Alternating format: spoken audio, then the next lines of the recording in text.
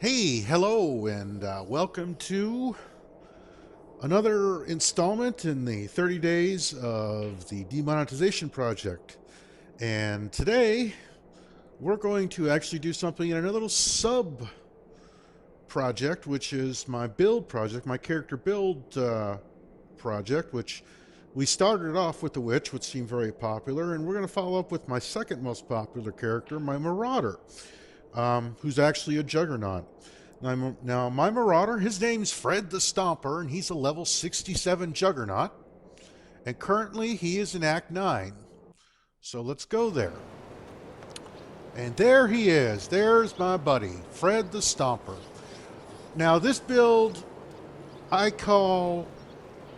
Well, he's the Juggernaut, but I call him the Brute. This is the brutal melee build, for lack of a better word. Maybe I'll come up with a better one down the line. But he is a brawler. Maybe I should call it the Brawler Brute. He gets in your face. He is a true melee character. And everything about him revolves around that. In fact, let's go ahead and go back to my hideout, and we'll talk about him a little more.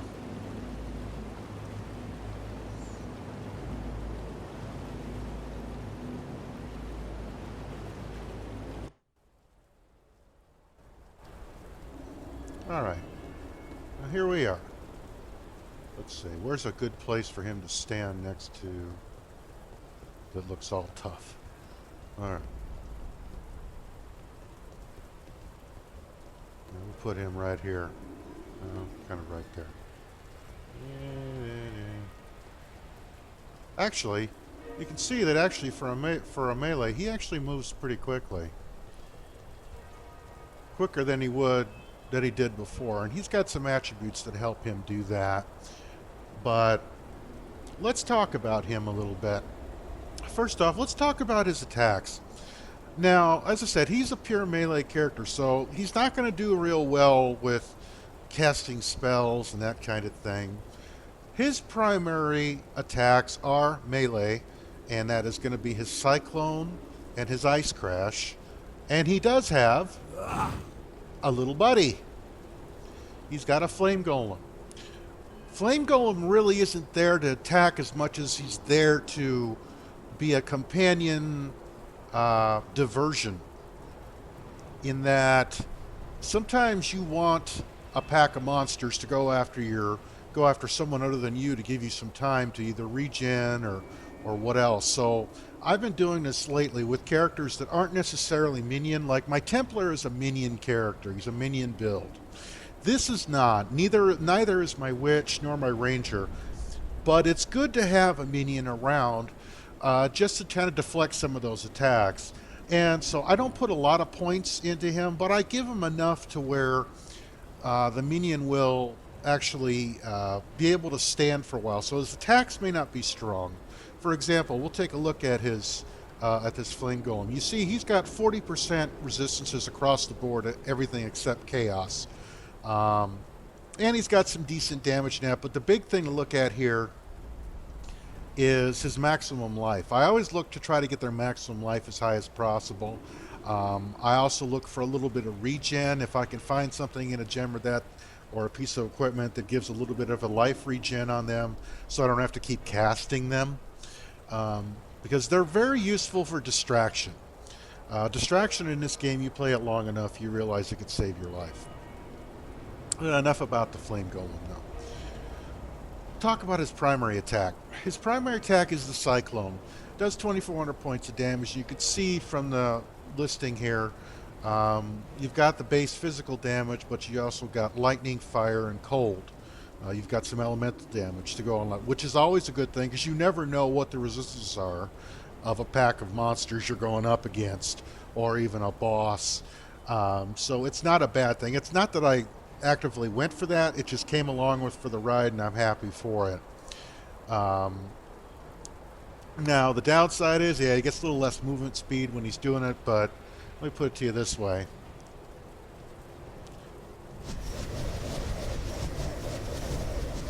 That seems like he's moving plenty fine for me. And the problem with the Cyclone, which you know if you use it, is Cyclones are hard to control.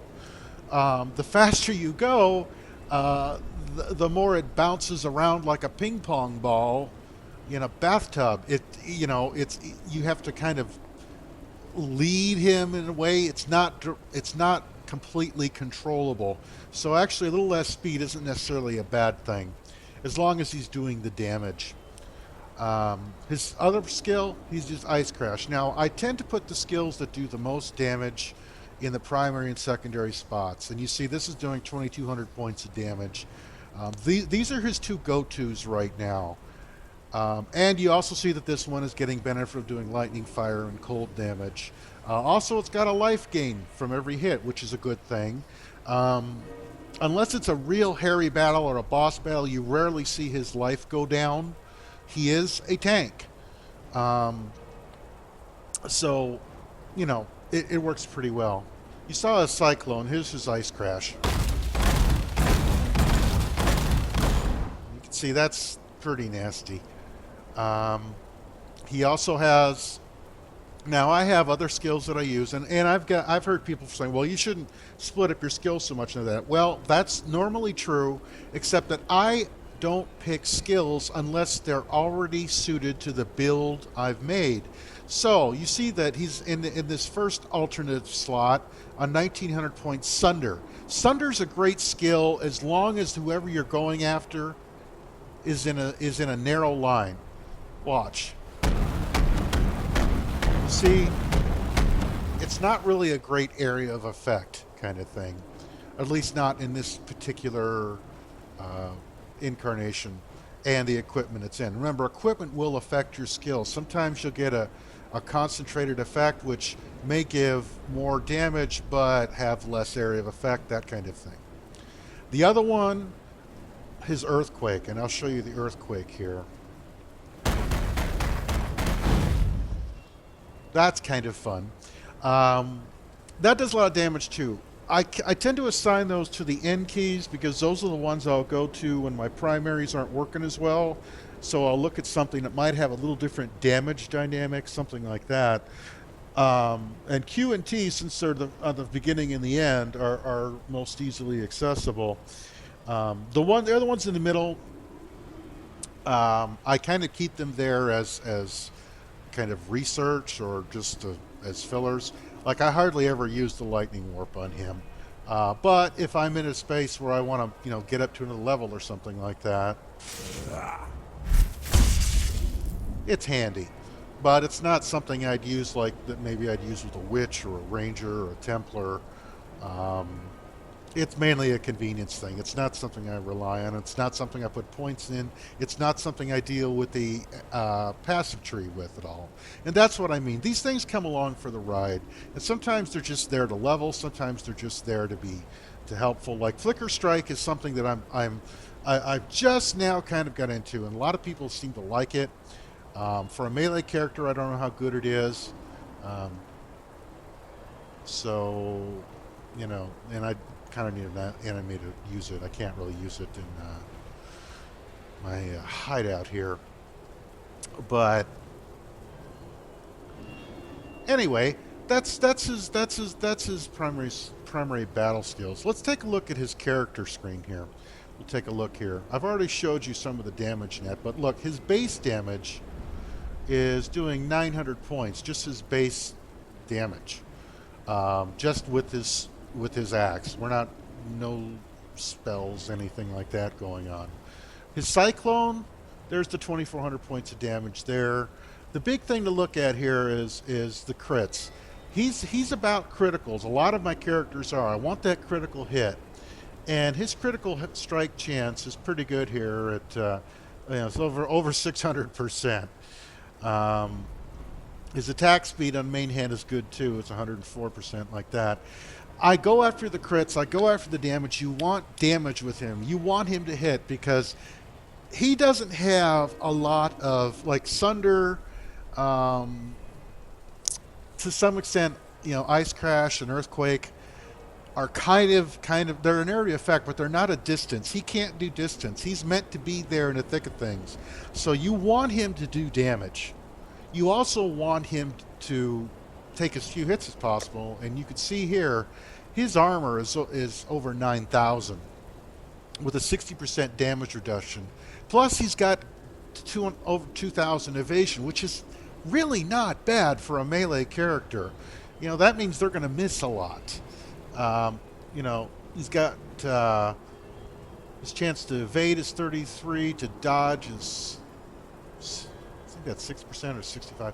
Anyway, he's got good protection here, and his armor gives a lot of that comes from his armor, a lot of that comes from his passive tree. He's got a little bit of a movement speed. He can move about 18% faster than the average Marauder, if that means anything to you. But and here's his base. Of course, his strength is going to be off the charts. You know, it starts that way because he is a melee character. His dexterity is a little bit up there. That's good. That helps. His intelligence helps too. Makes anything he casts, you know, makes the ice crash a little stronger. Makes the cyclone a little stronger. Earthquake, that kind of thing. So all that is helpful. Let's look at his passive tree. Now here's his passive tree, and I got to say, of all the builds I've had, his is the simplest because most of what he needs is grouped around what his character would have. He doesn't go real far up the chain here. You know, he's getting into, I'm not sure if this is the Templar. Mana melee. Yeah, I think this is the Templar area, actually, getting up here off this wheel. And he's taking advantage of, yeah, okay, Righteous Decree. That's definitely something you'd see used with a Templar character. Staffs, yeah, elementals. Yeah, this is probably the Templar block here, if I remember right. Anyway, what he's taking from it is the armor, the life boost, accuracy, and the mana regens. That's really what he's taking from this part up here. Down here, we're still basically down in the melee and in the Marauder area of skills, and you can see. I mean, what I'm focusing on damage. I'm focusing on resistances, life regen, life. Again, more damage. I have something in Jewel Cyclone. I may actually change this. I probably have a better jewel than this now. It's been a while since I looked at that.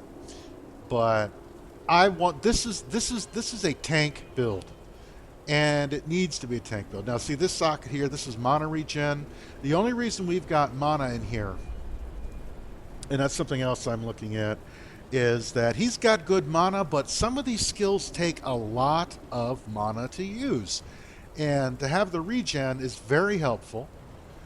And you find it in the tree, you'll find it in some of his equipment, you'll find it in some of the gems, stuff like that. It's not something, it's something I focus on, but it's not a primary, but I know it needs to be there if he wants to be effective. You know, when you're doing an ice crash or you're doing a sunder, you know, that takes mana and you want that regen. So anyway, though, I mean, it's basically a tank build with some things to support that build. I am basically going after supporting what he's already doing, and because what he's doing takes, you see there's a mana cost 12 there, mana cost 14, mana cost 10, mana cost 14. Okay, and you know, if you've got a mana cost of 14 and you're doing a Cyclone, and you don't have something that's doing good mana regen, or you don't have a deep well of mana, you run out of that skill pretty quick, and pretty soon it's useless. And early on, I had trouble with that with him. As he's grown, as his tree has grown, as his skills have grown, it's gotten better, and it's just important when you'll see him. And we'll do a little test battle here. You'll see. But as he's gotten more mature as a character, it's been less and less of a problem, and you rarely see, you know, only recently. Is the exception to this, but you'll rarely see his life or his mana go down to nothing, to where he's got to start hitting his potions. Speaking of which, let's take a look at what he carries. He carries 2 Divine Life Flasks. One of these, I'm not wild about that, but leeches mana, physical attack damage leeches mana, so, okay. And his other is basically giving gets recharged 3 times when you get the critical strike, and it got 69% armor. That's good. His third one, 40% increased movement speed, Quicksilver Flask. Because he's a melee character, he's a Marauder, he doesn't move that fast. Sometimes he needs to, especially in boss battles. And then Granite. These two I hit immediately in a boss battle. I immediately take these two, the movement and the 3,000 armor. Because even though he's got 9,000 armor as it is, sometimes the only reason he survives a face tanking battle with a boss is because he's got that extra 3,000 of armor. And then his mana.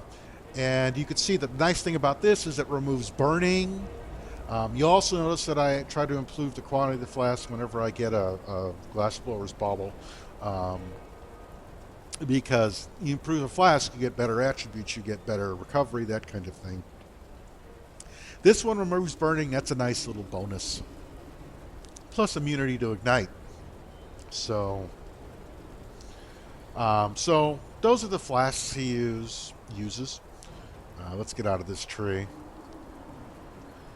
What else should we show you? Let's see what his inventory is. Now, I like his inventory. I waited a long time to get him. He's in full dragon scale. I waited a long, long time to be able to get him into dragon scale armor. Let's get a little close up on that on him. You could see he's got, look at the evasion on this. For a level 67 character, for a 1465 and 1179 dragon scale armor, and it's a found item. Nothing you see here, nothing any of my characters have has ever been retrieved from a marketplace. This is all found items. And so that is pretty darn good for him. That helps him quite a bit. And you see what it's giving him with the armor and evasion. You get onslaught. I mean, there's a lot of bonuses here. The only downside is it's only a 3-socket item. And I've had, I haven't been able to do any better than I've gone through 100 jeweler's orbs and not gotten any better sockets. His helmet's real good. Again, at 20%. And again, that's the other thing you'll notice. All his equipment, armor and weapons, I will always improve the quality of them to 20%. I'll max them out. Again, though, good armor, good evasion. I like that it reflects damage. 29 intelligent helps. His shield, and this is when he's not using a two-handed weapon, he uses a shield. The elemental resistance boost is a good thing. Armor and energy shield. Again, freeze duration. That's good. That lets him move and not get completely stopped. I've had enemies that try to freeze him, and while they could sometimes slow him, they don't stop him. If he's stopped, he's done. At least with a boss general. And you see the 5%, the life regen when I'm low. That's saved his butt a few times. And that's when we're talking, since he's got into Act 9, he's been seeing more resistance. It really wasn't until Act 9 that I started having a little more challenge with him. Look at his greaves. Again, more armor and evasion. Which, more armor does tend to slow a character down, but he's a melee character. He can handle it.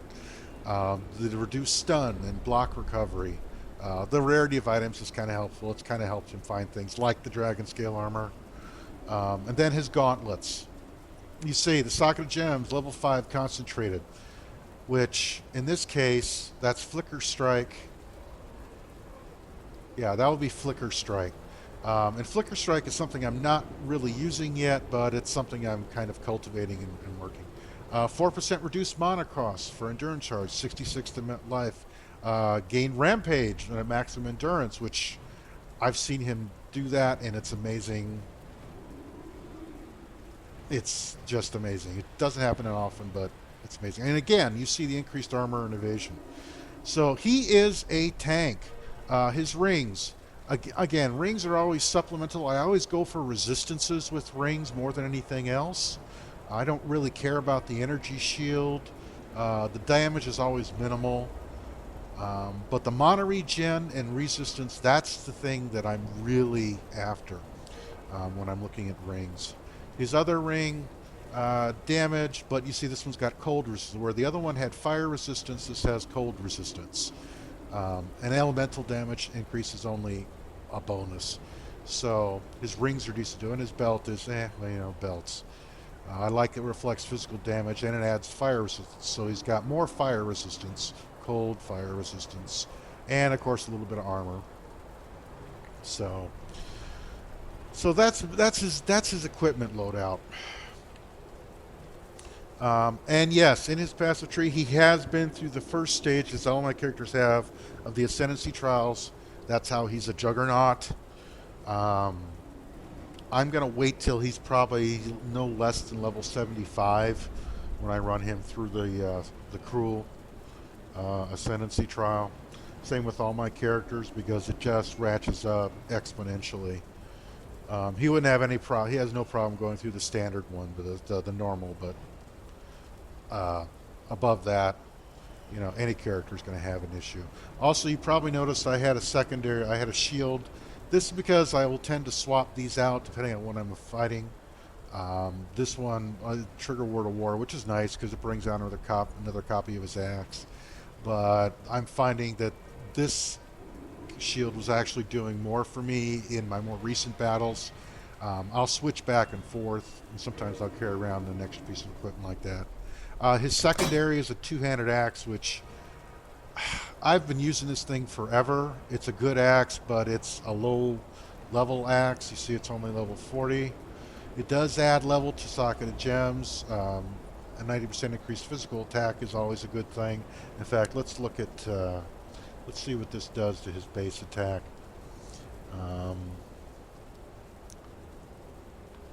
Let's see, let's just switch. Yeah, nothing too great. But I mainly use this, as I do for a lot of my characters, to level up gems I want to do something with later on. His Sunder here is not great. It's actually better in another piece of equipment. I'm basically just leveling the gem. So, and that's what I do. Like the Blood Rage is something I may use down the line when he's got more life. He's got good life as it is. He's got 2210 life. With that, goes down to 2196. That's not a big hit. But a shield isn't big because that's not something I'm focusing on. His mana 685, which is good for a melee character. But, and again, I don't often take from that. Let's go take a look here. Let's go back somewhere. Let's see.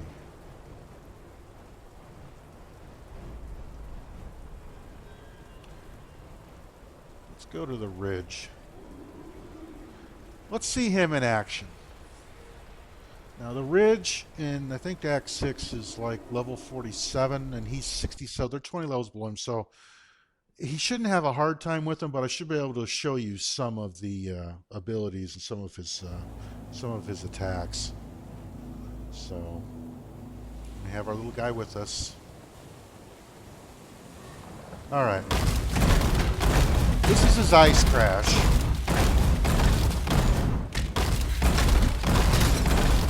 There's a Cyclone. See, he's not having any trouble with them there.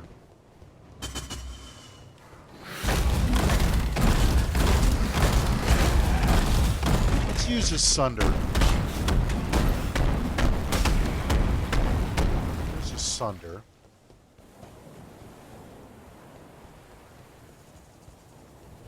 Let's try... I cannot do this. So we just did the Flicker Strike.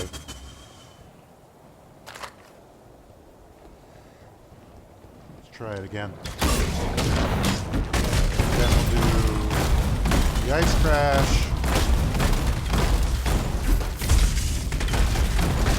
There we go. And a little combination there. And what we just did was the Lightning Orb.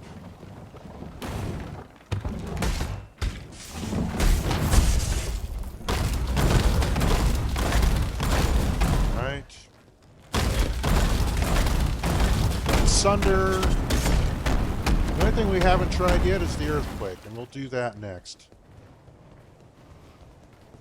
Do that right here. This is a good place to do it.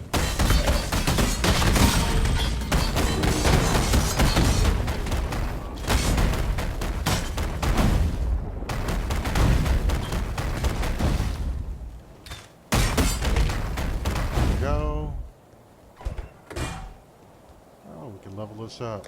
Good. Faster attacks leveled up. Another good chance to use the Earthquake. There you go.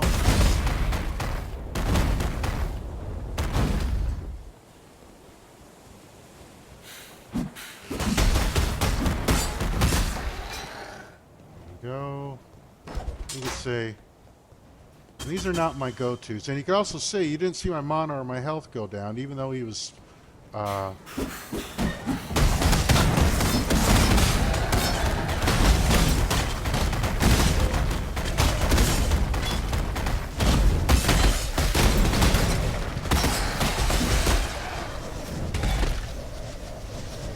you go.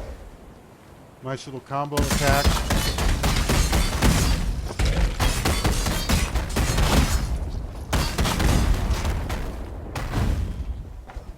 And again, these aren't real competition for him right now, or a real big challenge, but they could hurt him. If he just stood there, he'd die.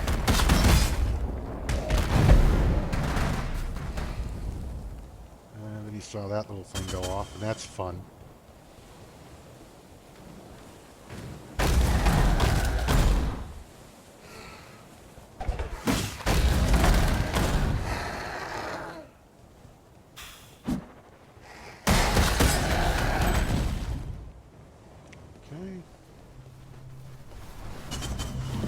Okay, here's a boss.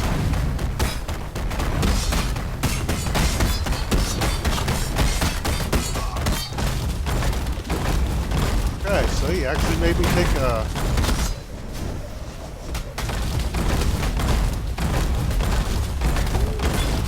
And we got him. That was the big boss on this particular map. Yeah, we could sell it. So... Anyway, that pretty much showed you everything he's got there. Everything he can do.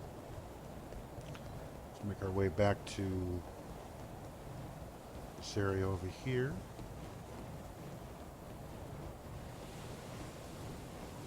See if we run into any more bad guys. Let's see. Yes.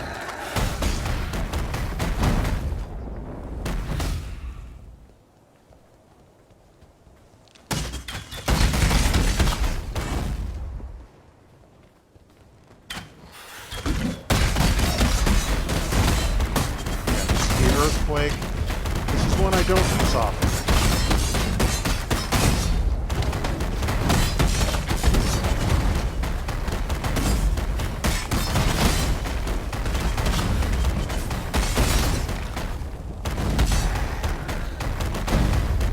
You can see how well it works.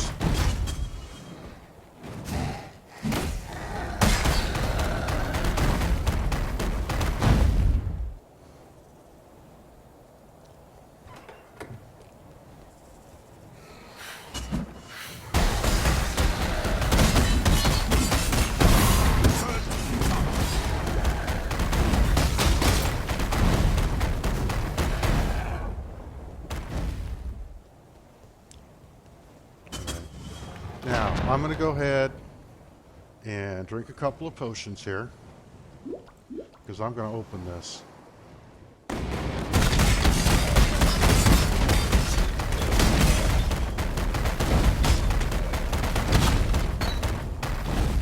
There we go. And take our booty. So there you go. That is the brutal Marauder. The brutal Juggernaut. The brute build. The bully brute build. Thanks for watching. That's all we got to say about him. Be talking to you.